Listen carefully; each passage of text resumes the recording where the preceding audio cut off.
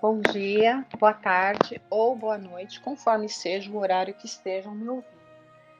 Dando sequência à série de palestras promovidas pela Casa de Fabiano, aqui do Evangelho segundo o Espiritismo, capítulo 18, muitos os chamados e poucos os escolhidos, nós vamos ver hoje o item aqui, a quem muito foi dado, muito será pedido.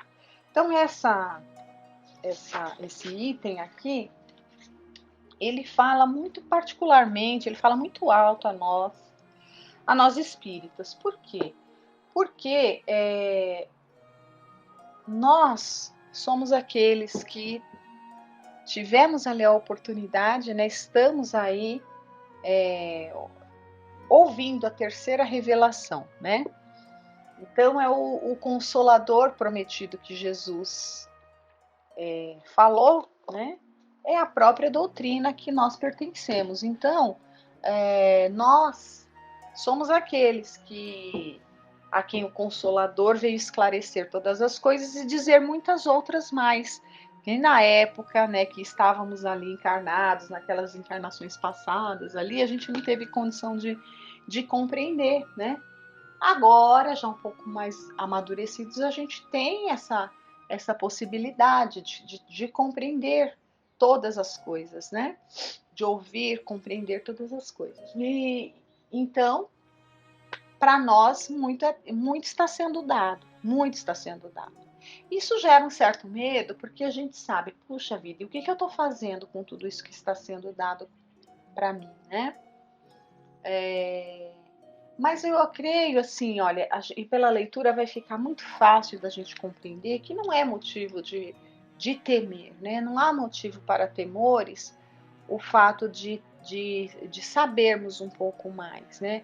O fato de sabermos aí da pluralidade das existências, de sabermos da lei de causa e efeito, de sabermos, enfim, todas essas coisas que a doutrina nos coloca, vamos dizer assim, com uma larga vantagem em relação, com respostas, né?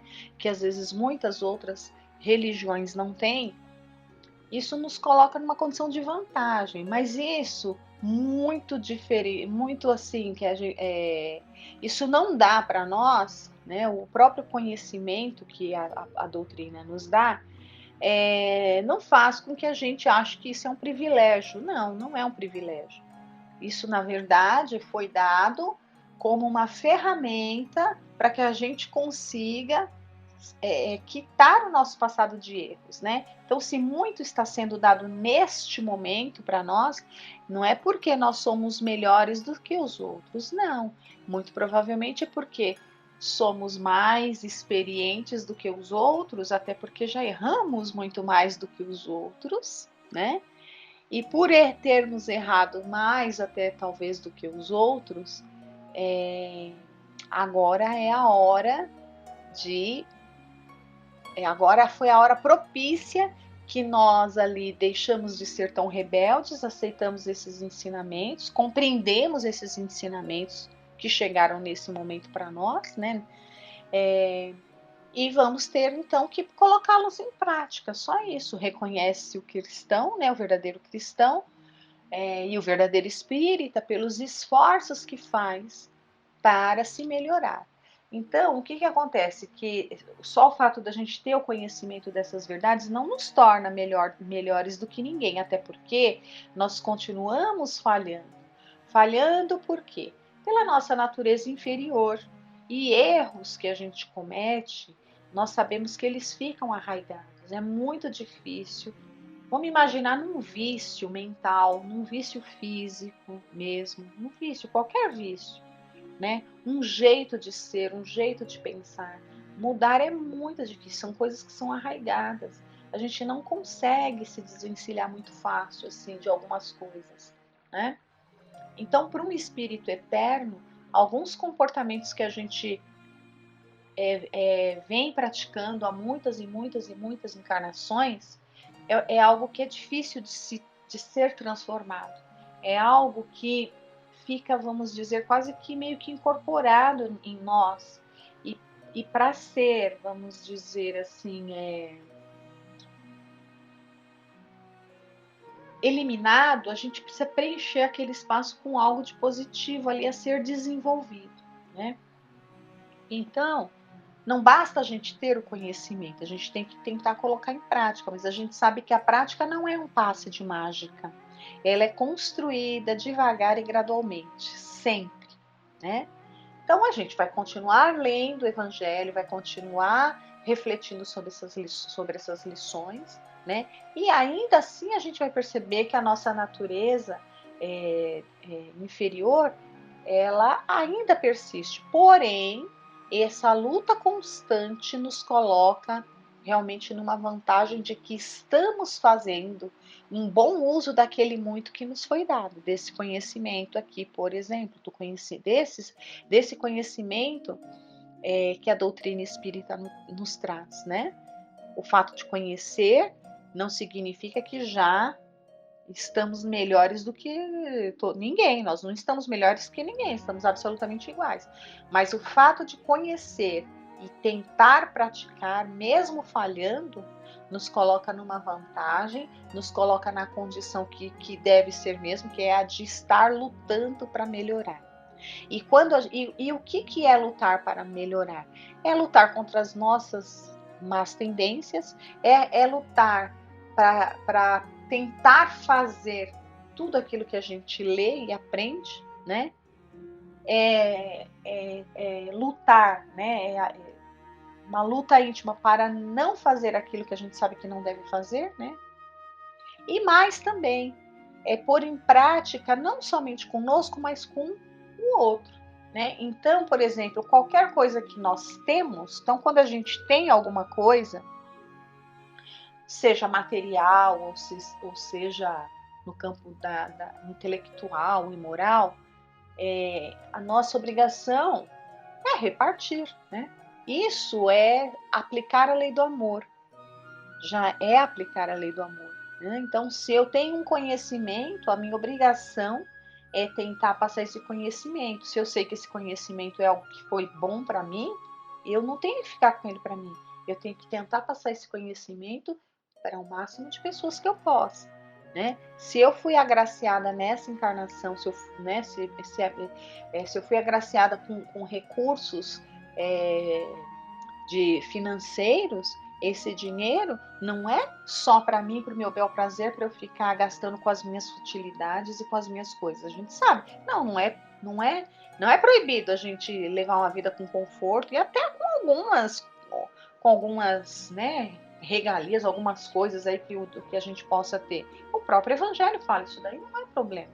O problema é você se apegar de maneira tal e se isolar de maneira tal e ficar num egoísmo de maneira tal que você não é capaz de gerar um emprego, você não é capaz de fazer um ato de caridade menos ainda, se eu tô tendo todo o conforto e posso fazer o que eu quiser, não me importa quem não tenha nada. Esse é o problema de quem tem dinheiro, né, quem tem recursos financeiros, quem veio ali na prova da riqueza, né, e não olha para o lado. Então, repartir o que a gente tem sempre é possível, né? Então, dentro da riqueza, a pessoa acha que repartir a riqueza, eu sou rico, vamos lá, vou dividir o meu dinheiro em partes iguais para todo mundo. Não, se eu trabalhei e consegui, não é isso que está falando o Evangelho. Mas eu não posso ser indiferente à realidade do mundo. E no mundo não tem pessoas só numa condição. Algumas estão numa condição boa e outras estão numa condição de dificuldade. Quem vem com a prova de ter mais recursos financeiros, é sua obrigação observar e ver o que é que pode estar fazendo para ir diminuindo essas desigualdades. Se a pessoa veio com recursos ali de inteligência, né, de autoconhecimento, das ciências, enfim, do que quer que seja, né, coisas que alavancam ali, conhecimentos que alavancam para o progresso, conhecimento de filosofias, de artes, não importa, mas enfim, coisas que a colocam numa condição de vantagem sobre os demais, porque ela tem aquele saber, aquele conhecimento, é obrigação dessa pessoa. Então isso não vai colocá-la como melhor do que o outro, mas deve colocá-la na condição de isso é tão bom para mim, esse conhecimento me fez tão bem, que é minha obrigação tentar compartilhar com quem quer que seja, desde que, obviamente, a outra pessoa, o outro, esteja aberto, esteja até preparado, né, para querer aprender alguma coisa. Entendendo que, assim, sempre com a caridade regendo. A caridade jamais impõe nada a ninguém, né? Então, jamais vamos impor aí as nossas ideias, as nossas vontades, enfim, os nossos recursos em ninguém. Sempre a caridade e o amor ao próximo, fazendo tudo para o outro da forma como gostaríamos que fosse feito para nós. Bom, feita essa longa introdução, vamos aqui para o texto. Então, no Evangelho de Lucas, diz assim, olha, porque aquele servo que soube a vontade de seu senhor e não se apercebeu, e não obrou conforme a sua vontade, dar-se-lhão muitos açoites. Mas aquele que não a soube e fez coisas dignas de castigo, levará poucos açoites, porque a todo aquele a quem muito foi dado, muito será pedido. E ao que muito confiaram, muita conta lhe tomarão. Isso está em Lucas. E em João está assim: e Jesus lhe disse: eu vim a este mundo para exercitar um juízo, a fim de que os que não veem vejam, e os que veem se tornem cegos.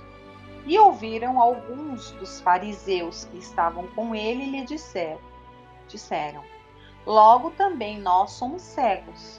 Respondeu-lhe Jesus: se vós fosseis cegos, não teríeis culpa. Mas, como agora mesmo dizeis, nós vemos, fica subsistindo o vosso pecado. A gente sabe, né, que os fariseus eram aqueles ali, eles eram hipócritas, né? E essa palavra eu posso colocar porque está colocada no Evangelho, ali na introdução, quando fala dos fariseus. Por que hipócritas? Porque eles ali realmente eram o grupo, era a classe de pessoas ali na época do Cristo que mais conhecimento tinha, né? Então eles conheciam profundamente a lei de Moisés, que foi ali a primeira revelação. Então a primeira revelação veio ali para os judeus, e os fariseus era aquele grupo de judeus que tiveram acesso ali, que sabiam, né? Sabiam tudo da primeira revelação. No entanto, como que eles faziam?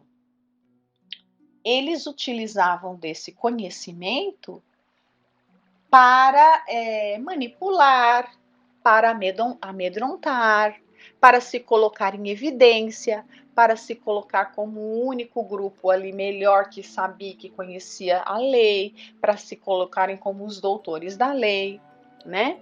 Eles utilizavam desse conhecimento que eles tinham, disso que foi dado a eles naquela época, para se sobressair sobre os demais, né? Eles eram hipócritas, então eles não colocavam em prática o que a lei mosaica ali pregava de verdade com relação à transformação de hábitos e de costumes, né? Então eles ficavam ali muito presos ao que a letra dizia e achavam que só o fato de eles serem os conhecedores da lei já os isentava de qualquer pecado. Então eles achavam que eles estavam acima da lei simplesmente porque eles eram privilegiados que conheciam a lei. Então a lei não se aplicava a eles, só aos demais, né? Então eram aqueles hipócritas que estavam mais preocupados com a forma, né, do que com o fundo. Estava mais preocupado com o que aparentava, né, com as aparências, do que realmente com os sentimentos, né? Então, eles estavam fazendo um mau uso daquele muito que estava sendo dado para eles naquele momento, né? Então, isso aí já serve de um grande ensinamento para nós.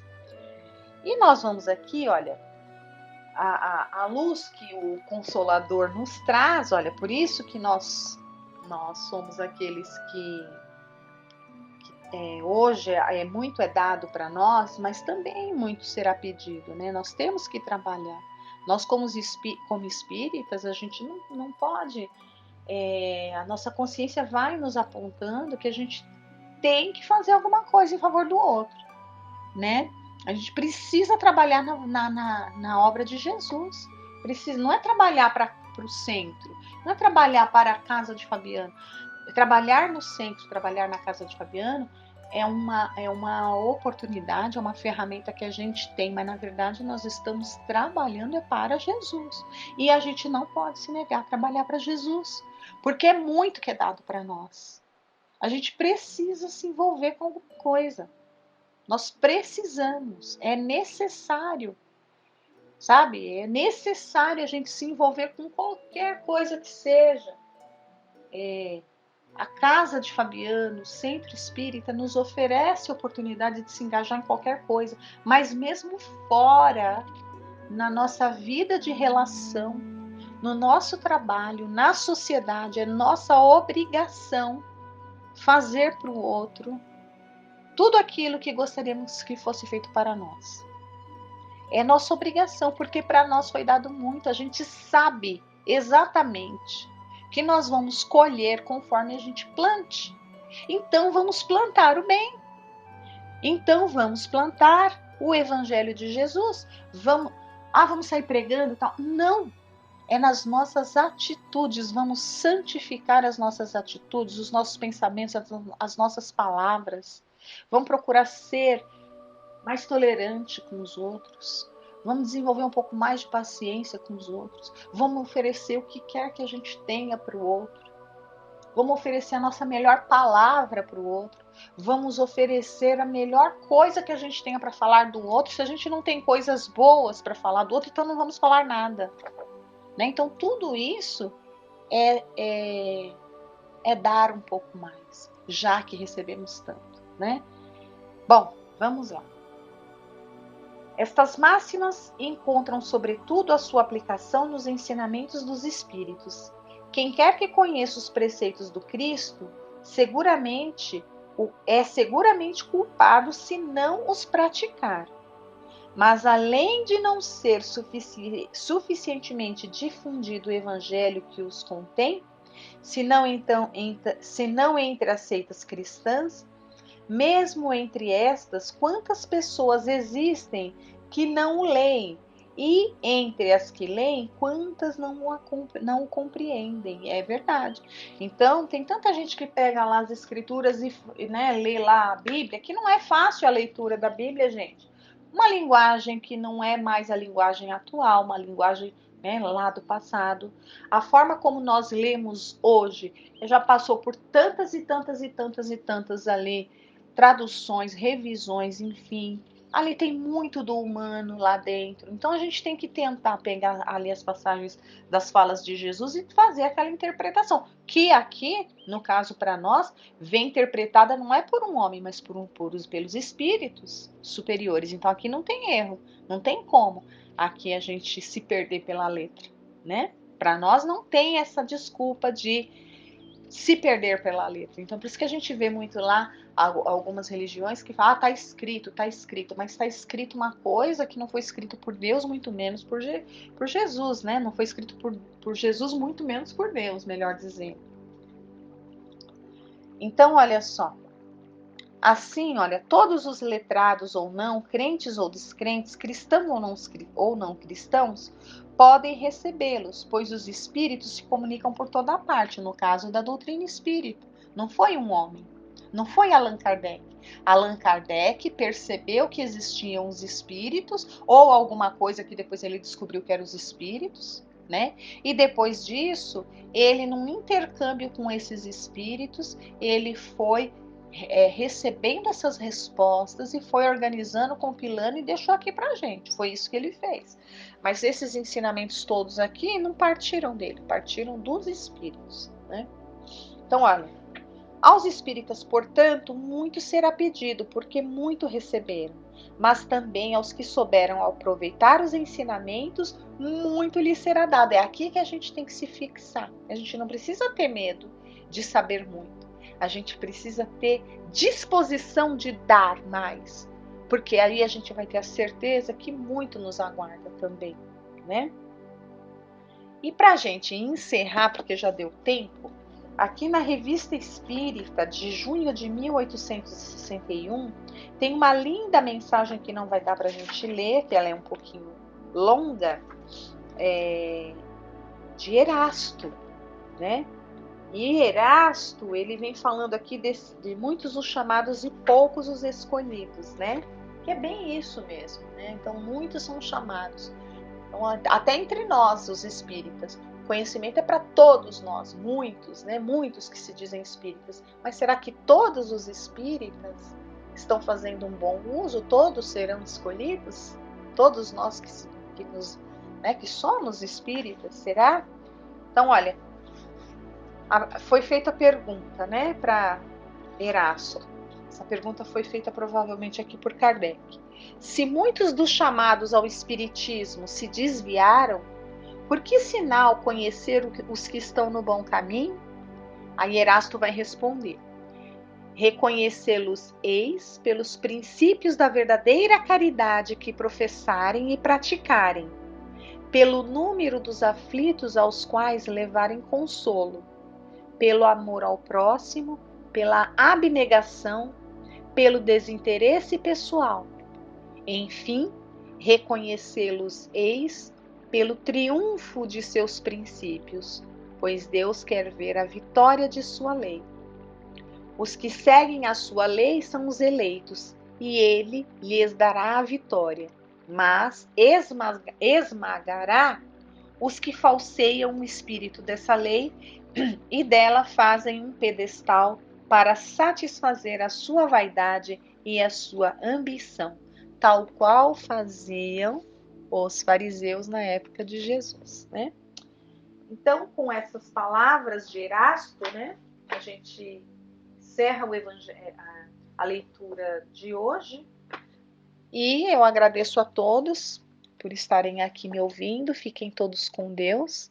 E que Jesus nos abençoe e que a gente procure cada dia mais nos envolver num trabalho, numa transformação íntima, para que a gente realmente possa ser digno, né, de tanto conhecimento, de tanto que nos é dado. Agradeço a todos. Boa noite.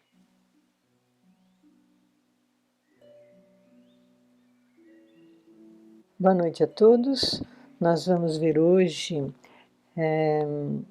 do livro Na Seara do Mestre, cujo autor é Vinícius, sobre uma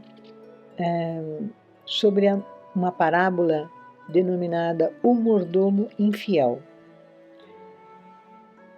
Sob a interpretação de Vinícius, que traz um grande ensinamento para nós. Esclarece quem é o proprietário das terras e quem é o mordomo infiel, que é demitido, e ainda o que significa demitir o mordomo infiel nesta parábola.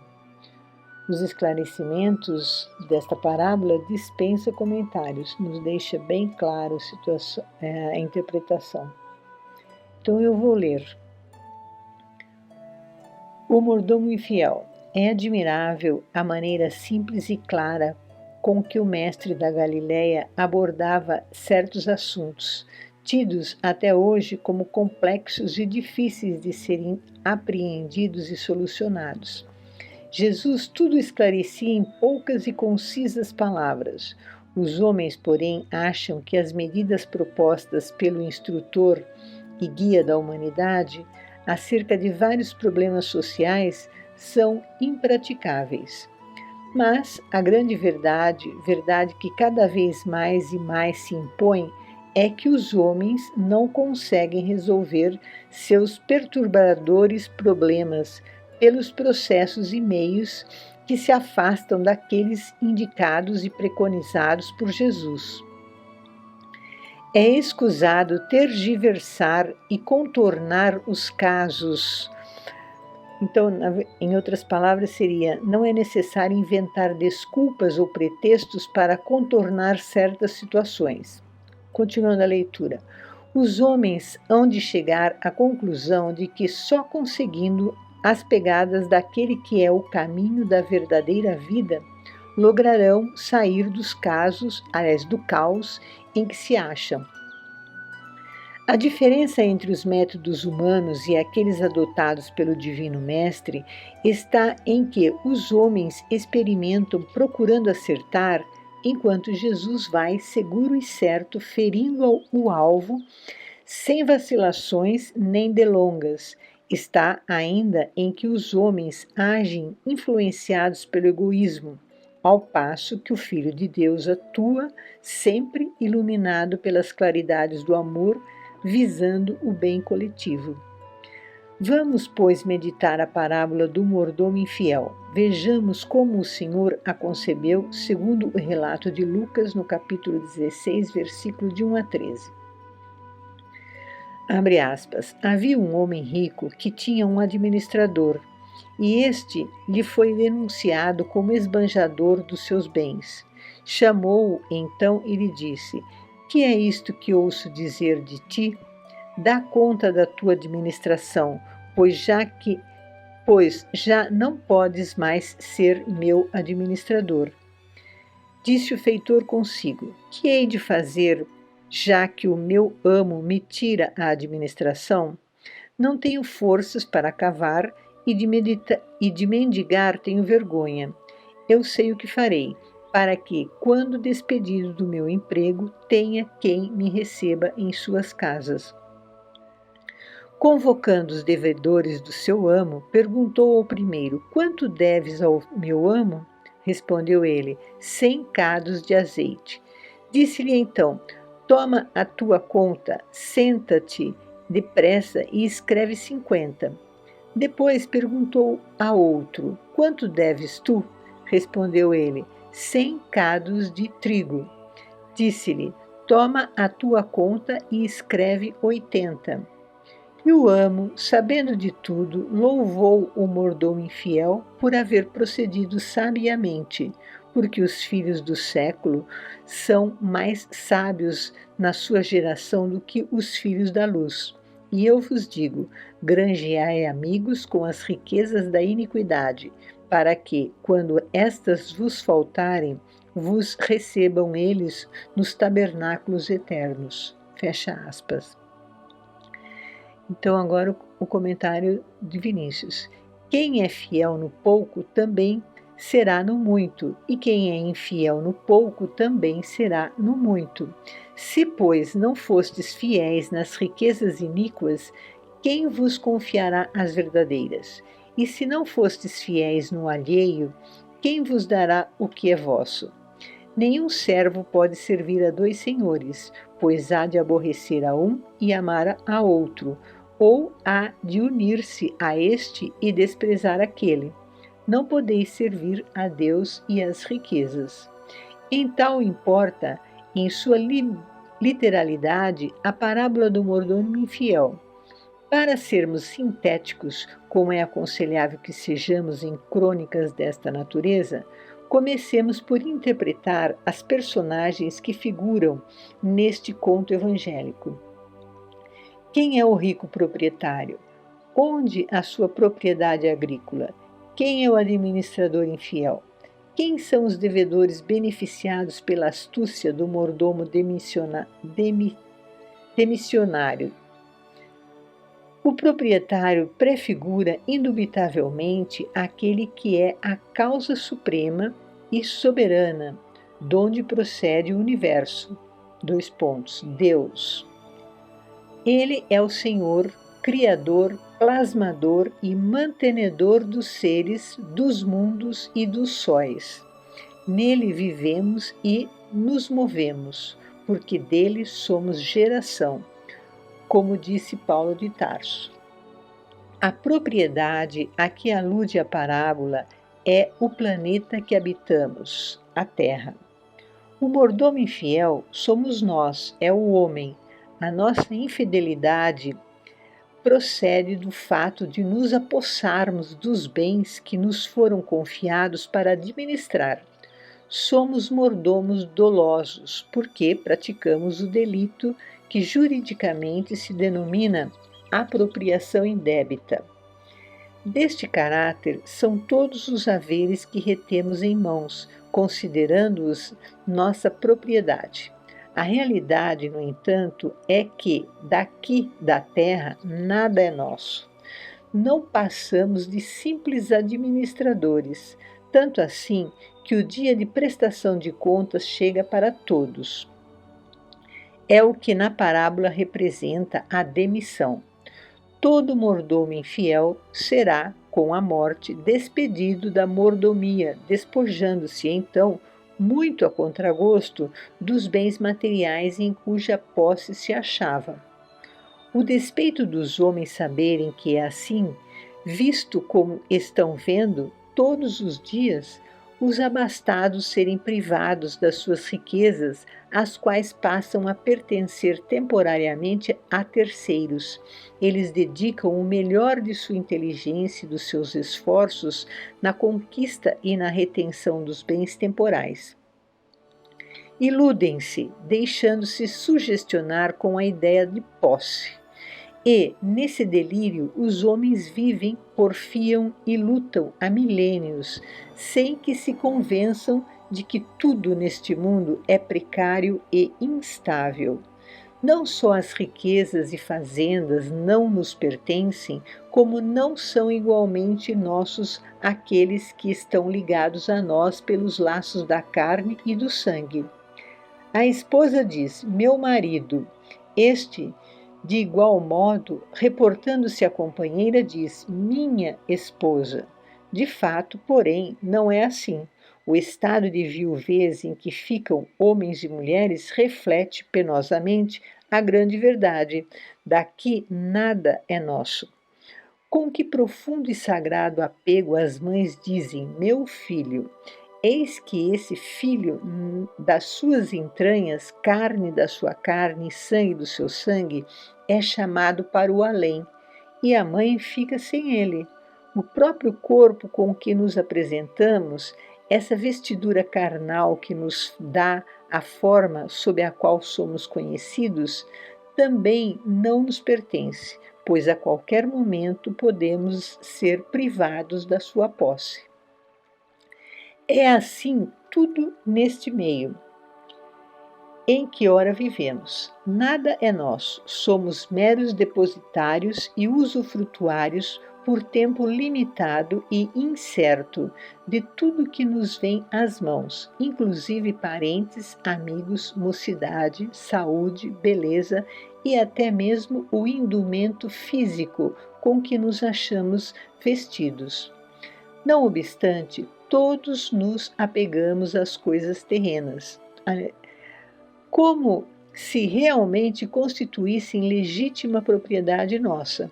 O egoísmo age em nós como o velho instinto de conservação, determinando nossa conduta. Pois bem, já que nos apossamos indevidamente da propriedade que nos foi confiada para administrar, façamos então como o mordomo da parábola em apreço.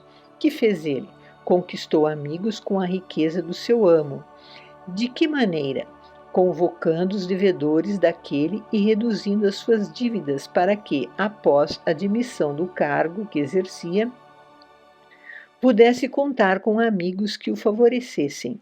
O amo, sabendo desse procedimento, longe de censurar, louvou a prudência e a sabedoria do mordomo. E Jesus termina a parábola dizendo: assim eu vos digo, granjeai amigos com as riquezas da iniquidade, para que, quando estas vos faltarem, vos recebam eles nos tabernáculos eternos. É bastante claro o conselho do mestre, o qual pode ser assim resumido. Já que vos apoderais das riquezas terrenas como se fossem vossas, fazei ao menos como este mordomo, isto é, beneficiai os que sofrem, atentai para os necessitados, minorando as suas angústias e padecimentos. Toda vez, pois, que acudimos às necessidades do nosso próximo, reduzimos a conta dos devedores, de vez que toda a sorte de sofrimento importa quase sempre em resgate de débitos passados. Procedendo desta maneira, quando despojamos dos bens terrenos, partimos para os tabernáculos eternos. Teremos ali quem nos receba e nos acolha com bondade e gratidão. Cumpre notarmos ainda esta frase do Mestre, abre aspas, porque os filhos deste século são mais sábios na sua geração do que os filhos da luz, fecha aspas. Quer isto dizer que o mordomo infiel, filho do século, foi mais sábio, preparando e assegurando o seu futuro aqui no mundo do que os filhos da luz, no que respeita ao modo como procedem para assegurar o porvir que os espera após a morte. Realmente, se os já esclarecidos sobre a vida futura agissem procurando garantir a sua felicidade vindoura com o afã e o denodo com que os homens do século procedem no terreno utilitário para satisfazerem suas ambições, certamente aqueles já teriam galgado planos superiores, deixando uma esteira de luz após a sua passagem por este orbe de trevas. Basta considerarmos a soma dos esforços de engenho, de arte, de arrojo e de sacrifício que os homens empregam na guerra para ver como os filhos do século vão ao extremo, na loucura das suas ambições. Ora, o que não conseguiriam os filhos da luz se, na esfera do bem, agissem com tamanha dedicação. Razão tem o Mestre em proclamar que os homens do século são mais esforçados e diligentes nas suas empresas do que os filhos da luz em seus empreendimentos. Ratificando a assertiva de que toda riqueza é iníqua, Jesus aborda as seguintes considerações, 2 pontos. Quem é fiel no pouco, também o será no muito. E quem se mostra infiel no pouco, por certo, o será também no muito. Se, pois, não fostes fiéis nas riquezas iníquas, quem vos confiará as verdadeiras? E se não fostes fiéis no alheio, quem vos dará o que é vosso? Nenhum servo pode servir a 2 senhores, a Deus e as riquezas. Fecha aspas. Está visto que o pouco, o iníquo e o alheio, que nos foram confiados, representam os bens terrenos, ao passo que o muito, as nossas legítimas riquezas, estão expressas nos dons do Espírito, tais como a sabedoria e a virtude. Estes, porém, só nos serão concedidos quando o merecermos, isto é,